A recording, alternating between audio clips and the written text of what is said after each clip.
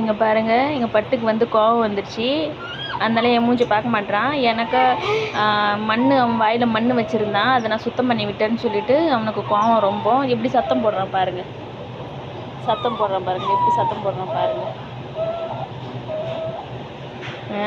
வாய் சுத்தம் பண்ணி விட்டதால அவனுக்கு கோவம். இப்போ மண் சாப்பிடணும், அவனுக்கு செடியில் இருக்கிற மண்ணெல்லாம் சாப்பிட்றான் ஃப்ரெண்ட்ஸ். அதனால நான் வாய் சுத்தம் பண்ணி விட்டதால அவனுக்கு இப்போ கோவம். நான் மடியில் அவனை பிடிச்சி வச்சுருக்கேன். அவன் இப்போ ஓடுறதுக்காக பிளான்.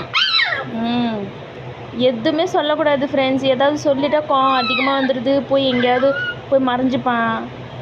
அந்த கூலர் இருக்குது, அந்த கூலர் பின்னாடி போய் மறைஞ்சி படுத்துக்குவான். அவங்க அப்பாவும் நைட்டு வேலைக்கு போயிட்டு வந்துட்டு அவரும் ஏதாவது சொல்லிட்டாருன்னா சாப்பிடவே மாட்டான். ரொம்ப கோவம். நைட்டு அந்த மாதிரி தான் அவங்க அப்பா சொன்னாங்க, ஏன்டா மண்ணெல்லாம் சாப்பிட்ற அப்படிலாம் சொன்னதுக்கு நைட்டு அப்படி தான் சாப்பிடவே இல்லை. நைட்டு 2 மணிக்கு எழுந்திரிச்சு கத்த ஆரம்பிச்சிட்டான். 2 மணிக்கு எழுந்திரிச்சு நான் வந்து பால் சூடு பண்ணி கொடுத்தேன். அதுக்கப்புறமா பால் குடிச்சிட்டு தூங்கினேன். இங்கே பாருங்கள், கீழே